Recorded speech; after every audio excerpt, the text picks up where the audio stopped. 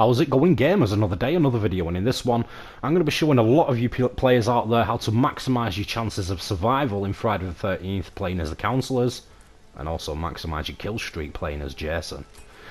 Now before we get into it, on the main menu there is a how to play section. I suggest you visit that. Even if you've had a couple of games and you think you know it all, just have a look, you'll be surprised. In that it'll show you, what you're supposed to be doing as a counsellor and also what you're supposed to be doing while you're playing as Jason. Jason isn't normal, he's not a mortal person like everybody else, he's supernatural. We're going to get into the lore of what Jason is and this, that and the other later on in the video, so I suggest you keep tuned for that. But another thing you can do as well to maximise your chances of survival on this game before you even go online, check out the offline section. You'll be playing with or against bots. And that'll get you used to not only the control system when it comes to muscle memory, but it'll also get you used to what you can and cannot do in this game. There's some things that really shock me that you can't do, like simple things like jumping over a fence. You just can't do that in this game.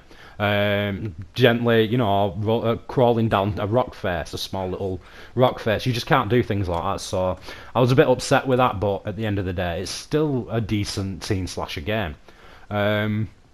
A lot of people have been playing Dead by Daylight and they seem to think, even though the games are similar, that there's certain things you do in that you do in this. That's not the case. Anyway, yeah, like I say, just check out the how to play section and have a few games offline, get used to this, that and the other. Anyway, playing as counsellors. Counsellors come in many different shapes and sizes, and by that I mean stats-wise, basically, statistic-wise. There's many different stats. There's speed, strength, stamina, stealth, repair, so on and so forth. Go and check them out. Luck as well. So it's not something you really need to think about first when you start playing it, but you do want to get a good idea of which counsellor you want to start playing as, or which play style you want to start using, depending on how you play games anyway. Me personally, I'm not too bothered about my stealth and my stamina, even though avoiding Jason is key to this game. I'm more into repair and things like that, so when it comes to picking things up, I can dump it fast as anything, well, faster than most other characters can as well. And I always seem to be landed with this. I always seem to be the one with the fuel or whatever it takes, so that's why I try and maximise characters with repair. Another thing you should be aware of as well is when you rank up in this game or you unlock experience points and things like that, it's all CP. It's called, I think it's command points we'll call it. So with CP you start off straight away with 500, and that's how much you'll need to basically roll a perk. Now, you can go to your customize section for your counsellors, go onto the perk section, roll a perk, it'll be completely random, and then fit it to any of the counsellors. And it's not specific to that counsellor, you've unlocked it for everyone. So that's another thing you really do want to check out as well. The more perks your counsellor's got, that'll help his abilities, the better chance of survival you've got. Now, once you've gone through all that, you've picked your character and this, that and the other. When it comes to your objectives in this game, there's only two. Survive or escape. You can kill Jason, but it is really stupidly, ridiculously not worth bothering. I've seen it be done. We lost a lot of people doing it, and it just really wasn't worth it at the time. We spent too much time and resources doing it, basically. But at the end of the day, it is doable, but it's just not worth attempting, especially when you're first playing out on this game. Like all team-based games, I always say this: teamwork is overpowered. So if you can find 7 other people, 7 other counsellors, you all speak the same language, you're all using microphones, you're all working together as a team, boom, your chances of survival have hit the roof. That's it's OP, and it'll help you out a hell of a lot. But still, don't let that put you off. You've not got a mic, fair enough. You've not got people to play with, friends, this, that and the other. So you can check out some communities, but failing that, you can still play this game solo. While you've got other counsellors in your area and things like that. That's what I've been doing, so it is doable. Now, when it comes to surviving, Jason's the only person who has a timer on his screen. The counsellors don't, but there is a timer in this game. I think it's 17 minutes, but don't quote me. But once that timer hits 0, anybody who's left alive survives. Even if Jason is right hot on your heels, swinging his machete at you, as soon as that timer goes down, you've survived. So that's one way of doing it, just basically outlasting the timer and outlasting Jason, avoiding him, and just keeping a low profile. Another way of being able to basically complete an objective in this game is to escape. There's 4 ways so far I've figured out on how to escape when it comes to this game. One of them is by car. Now when I say 4 different ways, 2 of them is by car. The reason why they're both separate is because while they both need a battery, they both need fuel, and they both need car keys, the yellow car can transport 2 people, so that's the driver and a passenger, and that the blue car can only transport 4 people, so that's the driver and 3 passengers. So yeah, that's 2 ways of doing it, we'll say, and it'll only get so many councillors out of the area, so you've got to leave somebody behind, unfortunately. Then you can go by boat. The boat itself only needs a propeller and fuel, and then you can basically get out of there. Now when it comes to the cars and the boats, you manually control them once you've got them going. So it's not like the car will drive you out itself, or the boat will, you know, sail you out itself. You have to actually control them. So you've got to be very, very careful, because I've seen people literally crash the car in the lake. Another way of being able to get out of here is by finding a fuse, wire it up to a fuse box, you use a payphone, phone the police, meet the police when they arrive, and they'll escort you out of the area. Now what you've just been watching me do on the game is basically if somebody dies or escapes, you can use the CB radio like I just did, and you'll call Tommy in. Now Tommy isn't a counsellor, I think he's more of a ranger. It's been a while since I've seen the movies, but he starts off, he'll walk into the camp once you've called him in to try and rescue the councillors. He's got a shotgun, but the shotgun only has 1 shell. It will stun Jason. There's many ways of stunning and distracting him, but it will not finish him off. It will not end him. He'll get back up and he'll come for you. So be very, very wary of that. Also, Tommy's pretty strong as well when it comes to average counsellors. These are all teenagers. He's an actual adult, so he's a lot stronger. He's got a bit more stamina and things like that, so he's one of the best out of the bunch. But like I say, once he's called in, it's not a guarantee that you're going to be able to end Jason. He's just basically there to help you survive and get you out of there. That's his main mission. So them are your ways of being able to get out of the game. Like I say, by car, by boat, by phoning the police, and also you can call Tommy in. He doesn't guarantee he can't walk you right out of there. He can just help you with your other objectives.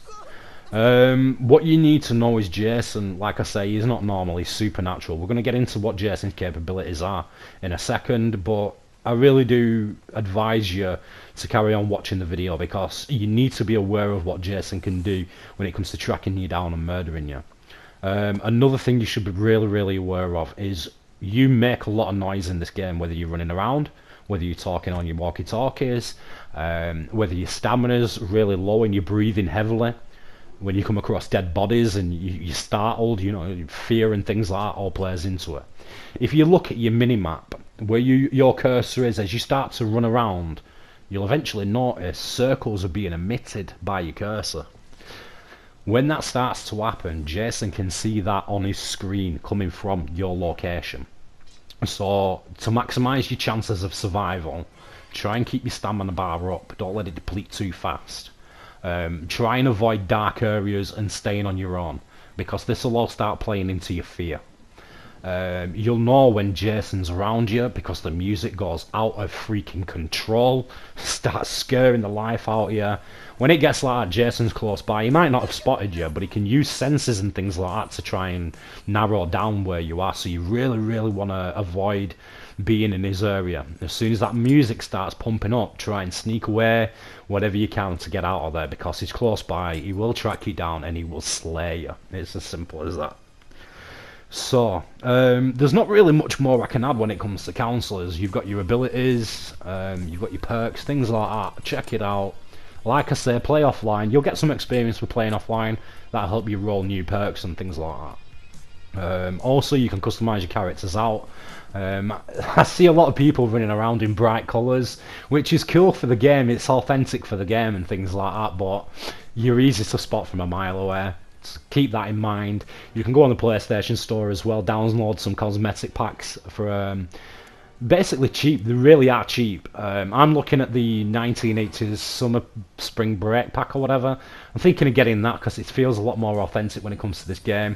If you've seen the movies, you'll get what I mean. So yeah, there's that. So there's not really much more I can add other than yeah, when it comes to the CB radio as well, if you really want to try and track that down, There's a small antenna tower right outside whichever cabin it's going to be. The cabin, it'll have the radio inside. The TV antenna, well, the CB radio antenna, you can tell which one of that structure. Now, before we get into the Jason section, one more thing. Like I said, Jason can be stunned, he can be distracted, he can be stopped, but he will end up coming rolling back after you. Some of the things you can do is basically you run into a building, you barricade the doors, always barricade the doors and use the windows to get in and out. Jason can't use windows, but he can smash them so that the glass itself will cut you. If you go barrel rolling through a window, you'll end up cutting yourself. And when it comes to sensing, your bleeding also comes into that, so be aware. You really don't want to be wounded or, you know, subjecting yourself to damage that you don't really need to. Then when you're inside these buildings, you can lay bear traps behind the barricaded doors. So if you go to a building that the doors are barricaded, I usually try and avoid the door area, just in case someone's put a bear trap down there. I miss it from my sight and I end up getting trapped.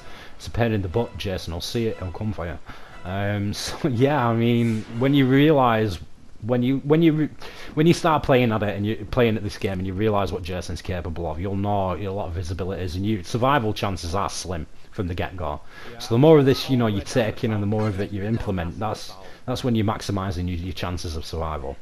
So you can use flare guns, shoot him in his face. This will burn him for a little bit, but he can shake it off. You can shotgun him. This will put him down for a little bit, but it won't stop him. You can attack him with weapons. This will stun him, but it won't stop him. You can basically, like I say, you know, you go into a cabin, you barricaded the windows and doors and this, that and the other. You might find a radio in that cabin. Don't turn it on if there's people in the cabin looting it. Wait till people are starting to leave. Let them know on the comms if you can that you're going to turn the radio on. This will draw Jason to that cabin. His senses will go mad. He'll think there's somebody in there. This will, you know, really distract him for a short period of time. And time is of the essence if you're basically planning on surviving rather than escaping. And that is, you know, one thing you've got to be aware of. Because the cars and the boats and things like that can only carry so many people, there is a very good chance you might get left behind, so bear that in mind. On the video you're seeing right now, straight in front, that's the antenna, so if you see that, you know the CB radio's in there. Anyway, I don't think there's that much more I can add when it comes to playing as a counsellor. Just be aware of your surroundings, be aware of your fear, be aware of this, that and the other, and you should be fine. Right, we're going to get into the whole section of Jason. We're going to get into a bit of the lore as well behind him, and basically try and maximise your chances of hunting people down and killing them in this game. So let's get on to that.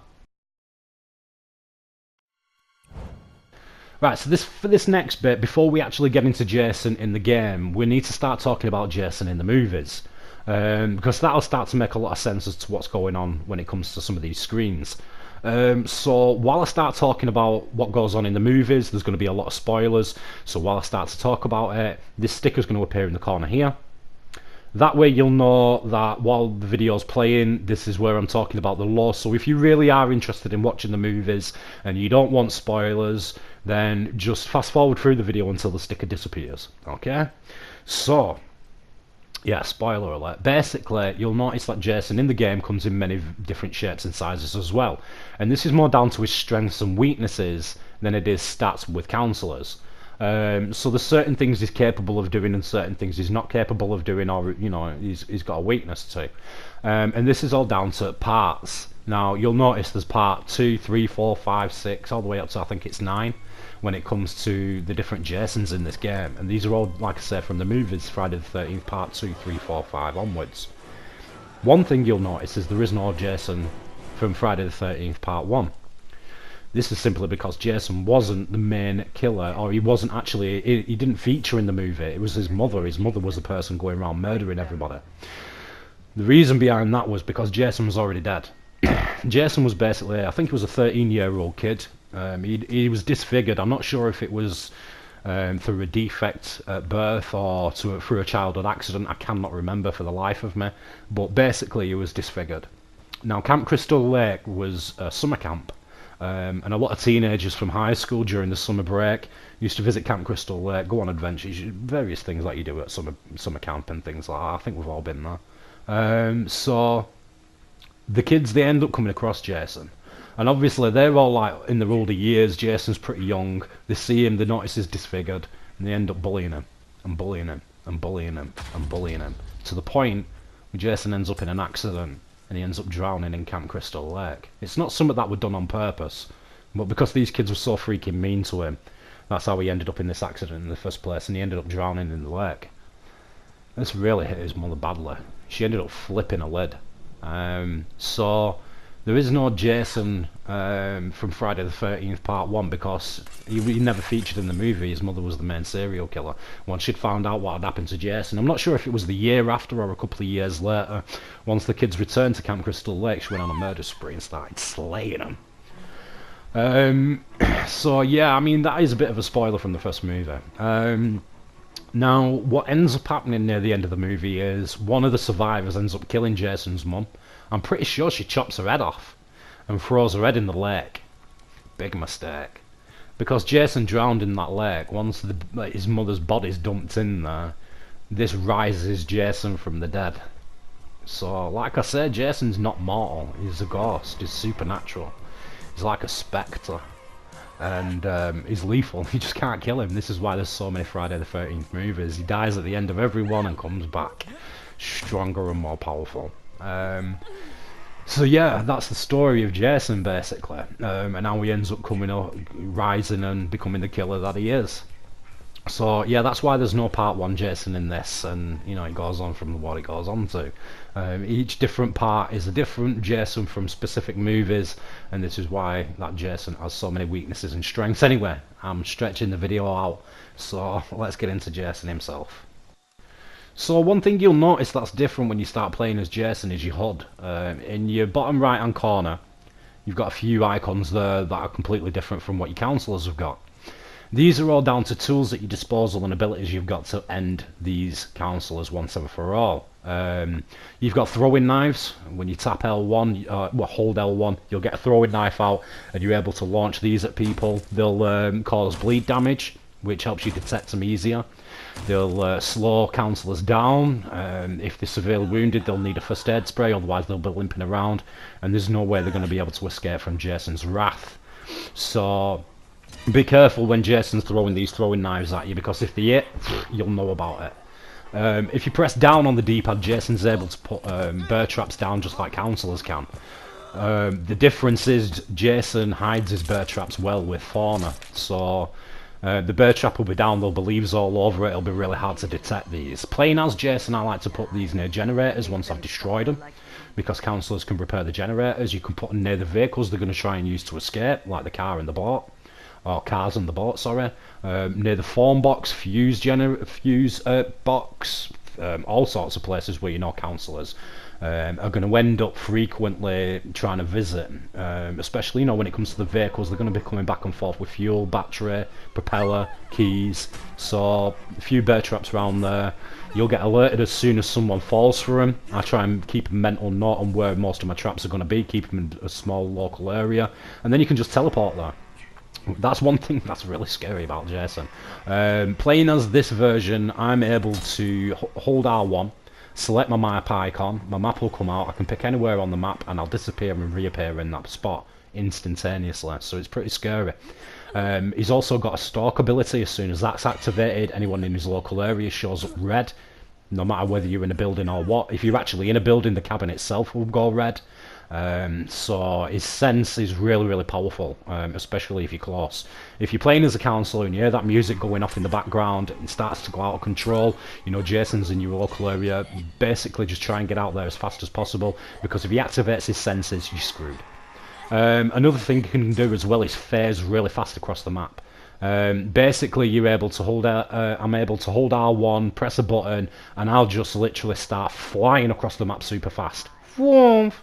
So you might think, right, Jason's slow, I've got full health, I'm going to be able to escape him using speed. That's not usually the case. You can just fly straight up to you, grab you and rip your head off. So yeah, be careful with things like that. Also with this Jason, I've got a stalk ability as well, so as soon as I activate that, it's like time starts to slow down for everybody else and I move a lot faster. I'm not too sure if that's what's occurring with the counsellors. I'm guessing more than likely the counsellors are moving at the normal speed and I'm just moving that little bit faster. And then you've got L2, which grabs counsellors.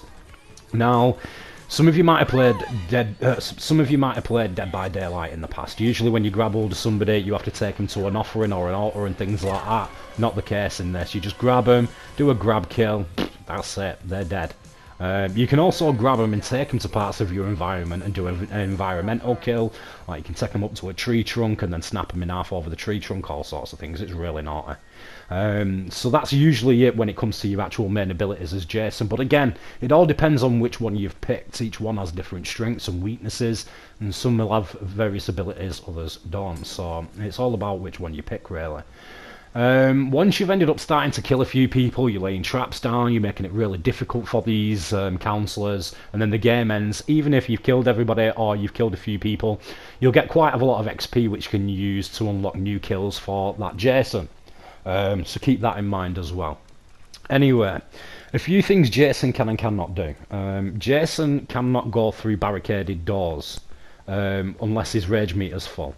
Basically, if somebody barricades a door, you've got to chop it down if you want to get through that building. But if his rage meter fills, that meter in the top left-hand corner, the hockey mask one we were talking about, once that goes red and there's a door in front of him that's blocked, he'll just walk straight through it, no problem. So that's one thing you need to be aware of. As the game progresses, Jason will get more and more frustrated, more and more angry. He'll start getting, not taunted, but his mum will start demanding these kills because Jason's mother's constantly in his head controlling him. So yeah, when he gets more and more frustrated, as the game progresses, he's going to get angry, and a lot of the things that used to stop Jason won't. People can use a lot of things against you when you're playing as Jason. Shotguns, various handheld melee weapons, they'll slow you down. Flare guns will blind you and distract you as well until you shake it off. Bear traps will immobilize you for a little bit. So things like that you've got to be aware of. Jason's not invincible. He is immortal because, just like in the movies, once he dies he'll just get back up and rise again from the dead. But in the game, once you kill him, if you've managed to, which is extremely difficult, that's it, that's the game over. But really your main ways of being able to outlast Jason is to either survive or escape. Jason cannot climb through windows, but you can chop at them. So what this does is if people run up to a chopped window and jump through it, they'll land in the glass. The glass will injure them, can cause bleed damage, can severely wound people. So just be aware of that. It's well worth chopping the windows on a cabin that you come up to make it slightly difficult for the counsellors to come in and out of them buildings. And once they are suffering from bleed damage or they're really wounded, it's easier to detect them. Earlier on in the video I was going on, when you're playing as a counsellor, your fear, low stamina, bleeding and your health and things like that all kick in to where your cursor starts to emit a small circle. You can see what that effect gives now. No matter where you are on the map, you'll start emitting that circle, and Jason will be able to narrow down where you are by following it.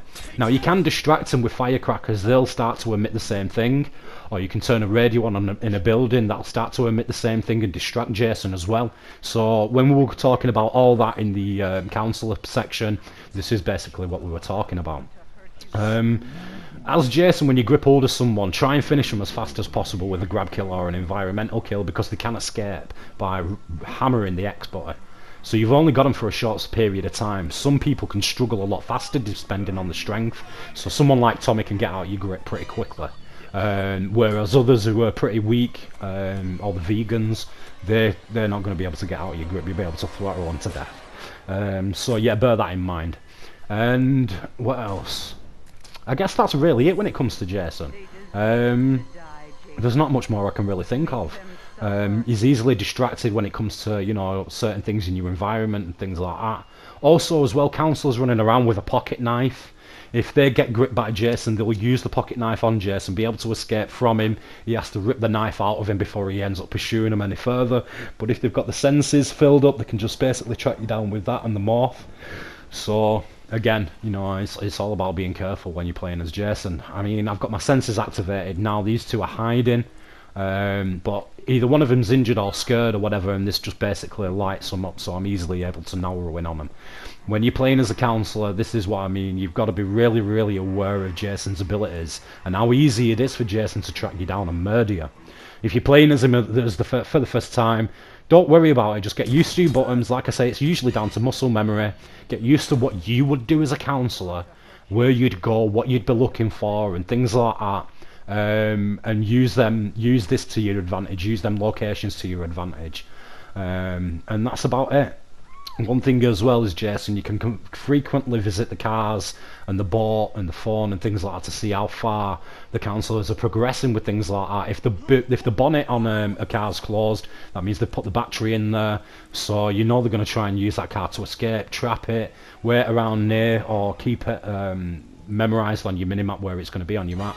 And then you can just open your map when you feel like, you know, they're trying to escape or something like that. Face to that area, rip them out of the car, smash the car to bits, whatever it is, drag them out, pull their head off. So that's about it, really.